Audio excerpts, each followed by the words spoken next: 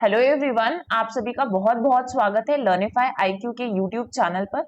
मेरा नाम है मेघना और आज इस लेक्चर में हम कवर करने वाले हैं वायरल डिसीजेस में अगला disease that is bird flu.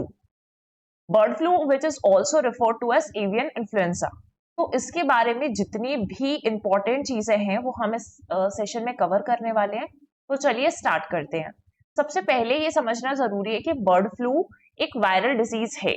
तो वायरल डिसीज है तो कौन से वायरस से ये जो वायरल डिसीज कॉज होती है। तो सबसे पहले आप देखिए कि अगर हम इसको जनरली बोलें तो हम इसे कॉमनली बर्ड फ्लू रेफर करते हैं, राइट। आप सबने ये चीज सुनी होगी। इसके बाद से आपको ये चीज याद रखनी कि इन्फेक्टियस डिसीज है और वायरस के कारण होती है। तो इन्फेक्टियस डिसीज है एंड ये किस में पाई जाती है, तो ये बर्ड्स में देखी जाती है। ठीक है, बर्ड्स में वायरल डिसीजेस होगी, ह्यूमंस में रेयर है, वो चीज हम आगे डिस्कस करेंगे।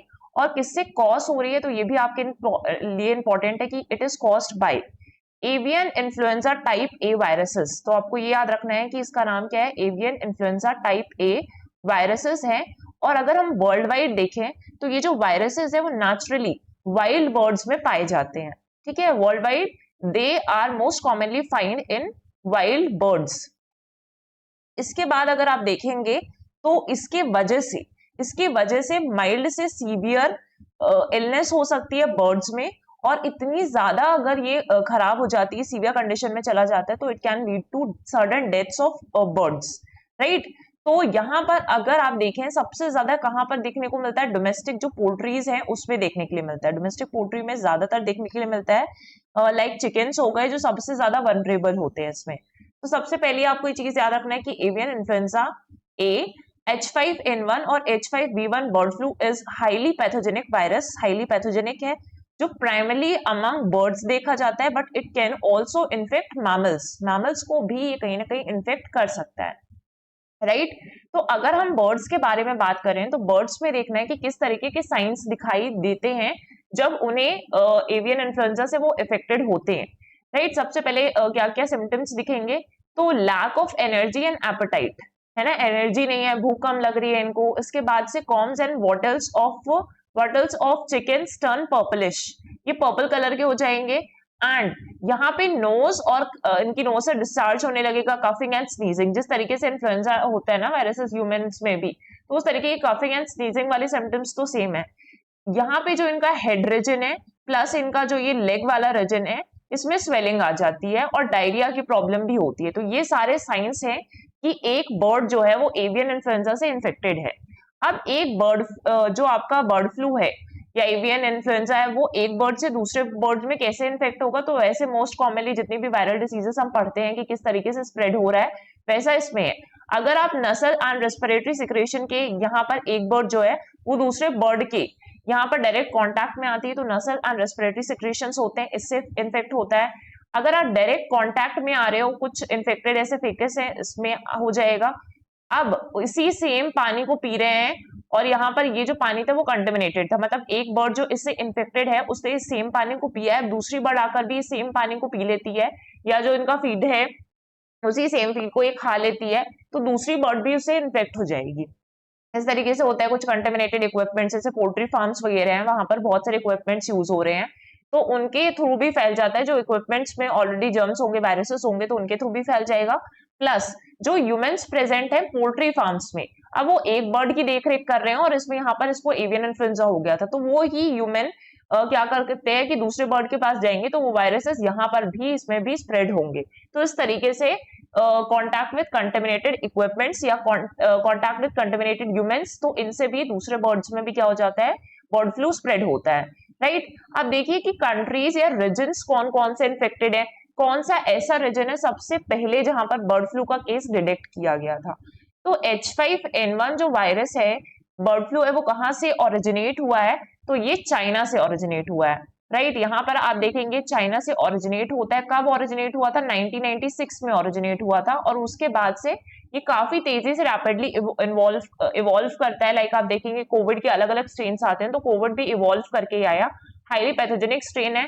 द सेम वे आपका ये जो H5N1 है वो भी हाईली पैथोजेनिक स्ट्रेन है, राइट। इसके बाद से यहाँ से ओरिजिनेट तो होता है, लेकिन लगातार 2020 के बाद से काफी सारे रीजन्स में स्प्रेड हो चुका है। ऑलमोस्ट आप देखेंगे मैप में बहुत सारे एरियाज कवर है जहाँ पे रेड वाले मार्क्स आपको दिखाई दे रहे हैं।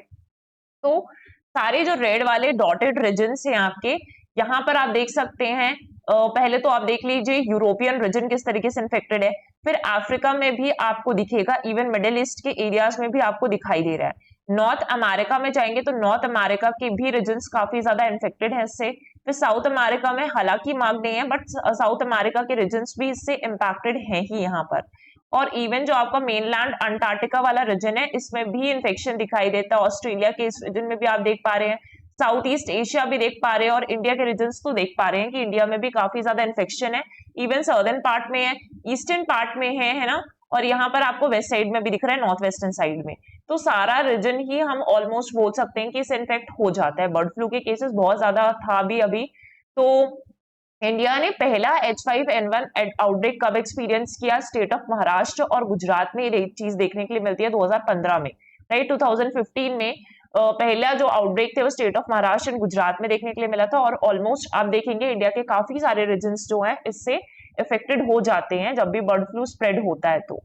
तो ये सारी चीजें हमने देखी रीजन वाइज की, जोग्राफिकली कौन कौन से एरियाज हैं, कहाँ पर पहले ओरिजिनेट होता है, उसके बाद किन किन एरियाज में स्प्रेड हो जाता है, और किस तरीके से इसका इवॉल्वमेंट हो रहा है। इसके बाद से देखिए कि ये एनिमल्स पे इम्पैक्ट कैसे डालता है। अभी तो हमने सिर्फ किसका पढ़ा, हमने चिकन का एग्जाम्पल देखा कि वो उसमें किस तरीके से इम्पैक्ट करता है, लेकिन क्या सिर्फ एक ही तरीके के एनिमल्स हैं? हालांकि हम बोलेंगे कि जो मेन स्पीशीज इफेक्ट हो रही है इसमें वो चिकन ही होते हैं, लेकिन ऐसा नहीं है कि सिर्फ चिकन को ही इन्फेक्ट करे, राइट। वाइल्ड बर्ड्स हो सकते हैं, इंक्लूडिंग जो एंडेंजर्ड स्पीशीज हैं लाइक कैलिफोर्निया कॉन्डोर्स हैं, वो भी सीवियरली इफेक्ट हो चुके हैं H5N1 से। तो एंडेंजर्ड स्पीशीज में अलग अलग, जैसे कैलिफोर्निया कॉन्डोर्स है, इनको भी इन्फेक्ट कर चुका है। मेन स्पीशीज हमने देख ली। इसके बाद से इवन जो मरीन मैमल्स होते हैं, हमने ये पढ़ा था स्टार्टिंग में कि सिर्फ ये बर्ड्स को नहीं इन्फेक्ट कर रहा है, इवन ये मैमल्स को भी इन्फेक्ट कर रहा है। तो यहाँ पर आप देख सकते हैं सी लायंस ये होते हैं आपके, तो इनको भी इन्फेक्ट कर रहा है। डॉल्फिन्स को इन्फेक्ट करता है, और इनमें भी मास हम देख सकते हैं, मास सफरिंग्स हो चुकी हैं डेथ की इन रीजन, जैसे चिली और पेरू वाले रीजन से आपके साउथ अमेरिका में, वहां पर बहुत ज्यादा लॉस हो चुका है एवियन इन्फ्लुएंजा के कारण ही इन सी लायंस और डॉल्फिन्स में। फिर मैमल्स है लाइक फॉक्सेस हो गए, तो फॉक्सेस में भी देखने के लिए मिलता है। ऐसा नहीं कि फॉक्सेस, प्यूमास जो होते हैं कैट्स का स्पीशीज होता है प्यूमास, उनमें देखने के लिए मिलता है। बियर्स में देखने के लिए मिलता है नॉर्थ अमेरिका वाले रीजन में। एंड फार्म्ड मिंक्स, स्पेन हो गया, ठीक है, और फिनलैंड वाले रीजन्स में ये सारे जो फॉक्सेस वगैरह हैं, प्यूमास है, ये भी इन्फेक्टेड होते हैं। तो अलग अलग रीजन्स में हालांकि बहुत सारे एनिमल्स को ये इन्फेक्ट कर रहा है, तो एनिमल्स पे भी इम्पैक्ट है। अब अगला ये है कि क्या अगर एवियन इन्फ्लुएंजा वायरल डिसीज है तो क्या ये ह्यूमंस पे भी फैलता है ना, क्या ये ह्यूमंस पे भी स्प्रेड होता है, ये क्वेश्चन अराइज हो जाता है। तो अगर यहाँ पर आप देखेंगे, है ना, यहाँ पर ये देखेंगे तो हालांकि जो ह्यूमंस पे इन्फेक्शन है वो रेयर है, कि एक बर्ड से ह्यूमन में ट्रांसमिट होना ये रेयर है। लेकिन अगर आप कंटिन्यूसली कांटेक्ट में हैं बर्ड्स के साथ, तो ऐसे केसेस भी डिटेक्ट किए गए हैं, राइट। अगर आप यहाँ पर देखेंगे तो water fowls can carry H5N1 with few effects, इसमें था कुछ ही इफेक्ट्स देखने के लिए मिल रहे थे। लेकिन जब ये चिकन्स में ट्रांसमिट हुआ तो चिकन्स को ये ज्यादा इन्फेक्ट कर रहा है। Chickens are much more susceptible हैं और जल्दी कैच कर लेते हैं वायरसेस को, और ज्यादा इन्फेक्टेड भी होते हैं, बहुत ज्यादा सिम्टम्स दिखाई देंगे, और even they can lead to death. इसके बाद से अगर ह्यूमंस कंटिन्यूसली इन चिकन्स के क्लोज कॉन्टैक्ट में है, जनरली जो कि पोल्ट्री फार्म्स में होता है, तो ये they can pass it to humans who are in close contact में, तो उनको भी हो जाएगा, ठीक है। और क्लाइमेट चेंज जिस तरीके से हो रहा है तो ऑब्वियसली वायरस जो होते हैं वॉल्व हो जाते हैं, तो क्लाइमेट चेंज में exacerbate the spread of virus, altering bird behaviour को भी ऑल्टर करेंगे, और जो बर्ड स्पीशीज के बीच में इंट्रैक्शंस हैं उसको भी अफेक्ट करेंगे इस तरीके से, और ये जो है वो ज्यादा से ज्यादा स्प्रेड होगा।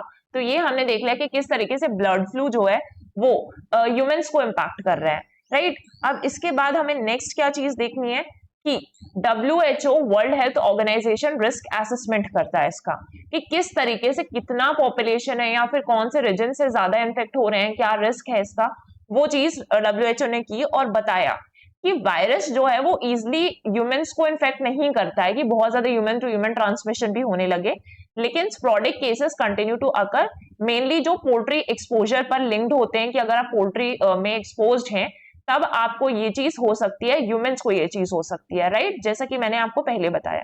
इसके बाद human to human transmission seems rare and but the potential for further cases exist, particularly in regions जहां पे वायरस एंडेमिक है पोल्ट्री में, तो वहां पर ये चीजें हो सकती हैं कि शायद ह्यूमन टू ह्यूमन ट्रांसमिशन भी हो जाए। ऑब्वियसली अगर एक ह्यूमन है और वो काफी देर तक यहाँ पर एक्सपोज रहा है, तो जब उसके ऊपर भी वायरस वगैरह आ गए होंगे, वो दूसरे ह्यूमन के कांटेक्ट में जाएगा तो उसमें भी तो ट्रांसमिट हो सकता है ना ये चीज। WHO assesses the overall risk to the general population as low, general population को लो रिस्क पे रखता है, but emphasises the importance of surveillance and risk management करते रहना है। ऐसा नहीं कि आप एकदम नेग्लेक्ट कर दें इन चीजों को, सर्वेलियंस में हमेशा रखना है एंड रिस्क को भी मैनेज करते रहना है। तो WHO ने ये रिस्क मैनेजमेंट रिस्क असेसमेंट कर दी। Now what are the things that we should take, what are the measures should be taken by us कि हम इस चीज को प्रिवेंट कर सकें। तो प्रिवेंटिव मेजर्स क्या है और रिकमेंडेशंस क्या है। तो यहाँ पे WHO क्या एडवाइस करता है, WHO एडवाइस करता है पब्लिक को कि वो हाई रिस्क एनवायरमेंट्स को अवॉइड करें, जैसे लाइव एनिमल मार्केट्स पे ना जाएं अगर ये सारी चीजें चल रही हैं। गुड हैंड हाइजीन भी प्रैक्टिस करें, जितने भी आपकी वायरल डिसीजेस होती हैं उसमें आपको हैंड हाइजीन पे ज्यादातर फोकस किया जाता है। पहली चीज WHO ने ये रिकमेंड कर दी। फिर आपको रिपोर्ट भी करना है सिक एनिमल्स को, ऐसा नहीं कि उनको छोड़ दिया है, अरे सिक एनिमल्स थोड़े दिन बीमार है, अगर बीमार दिख रहे हैं तो एनिमल्स को रिपोर्ट करना है। और इसके बाद से अवॉइड करना है consumption of sick poultries are recommended, कि आप ऐसी चीजें खाए भी ना, कंजम्पशन कम हो जाए इसका, ताकि हम इसको कंट्रोल कर सकें। ऐसा नहीं है कि अब वो इन्फेक्टेड थे उनके मीट और यहाँ पर ट्रांसफर हो रहे हैं यहाँ वहां, तो ऐसे में और ज्यादा रिस्क हो जाता है। Individuals expose to infected birds और environment should seek medical care promptly, time पर आपको मेडिकल केयर भी लेनी है इन केस आप एक्सपोजर में आ जाते हैं इसके। तो ये प्रिवेंटिव मेजर्स हैं, रिकमेंडेशंस हैं। इसके बाद अगर हम बात करें कि वर्ल्ड हेल्थ ऑर्गेनाइजेशन की तरफ से ग्लोबल इन्फ्लुएंजा स्ट्रैटेजी भी स्टार्ट की गई है। So the year becomes important कि किस टाइम्स किस ड्यूरेशन के बीच में किया जा रहा है, from for the year 2019 till the year 2030, कि इस तरीके के वायरसेस में हमें एक्स्ट्रा सर्वेलेंस रखना है, रिस्क मैनेजमेंट करना है, because as climate is changing तो इन्फ्लुएंजा वायरसेस जो है आ रहे हैं, इवॉल्व हो रहे हैं और इसके अलग अलग स्ट्रेन्स देखने के लिए मिल रहे हैं। तो global influenza strategy provides a framework for WHO, countries and partners to approach influenza holistically through tailored national programmes, की हर एक कंट्री को अपने अपने लेवल पे नेशनल प्रोग्राम्स लॉन्च करने हैं ताकि वो सर्वेलियंस कर सके, डिजीज प्रिवेंशन और कंट्रोल पर ध्यान दे सके, जहां पर वो सीजनल प्रिवेंशन पे ज्यादातर फोकस करें, क्योंकि एक सीजन आता है जिसमें इन्फ्लुएंजा बहुत तेजी से फैलता है, तो आप सीजनल प्रिवेंशन करना है। प्रिपेयरनेस रखनी है कि अगर कोई भी इसके वजह से फ्यूचर पैंडेमिक्स आ जाती है, जैसे फॉर एग्जांपल आपका कोविड ही आया, तो we are not prepared for that pandemic, लेकिन वो एकदम से अचानक से आ गया, लेकिन उसके बाद हमने प्रिपरेशन की, तो आगे आने वाले टाइम में climate is changing, environmental degrade हो रहा है, डिग्रेडेशन हो रहा है, तो ये सारी चीजों पर हमें ध्यान रखना है कि किसी भी फ्यूचर पैंडेमिक्स के लिए हमें किस तरीके से रेडी होना है। स्पेशली आपका जो इन्फ्लुएंजा रिलेटेड आपकी डिसीजेस हैं उनके लिए हमें कैसे प्रिवेंशन या मेजर्स लेना है, ये सारी चीजें यहाँ पर बताई गई।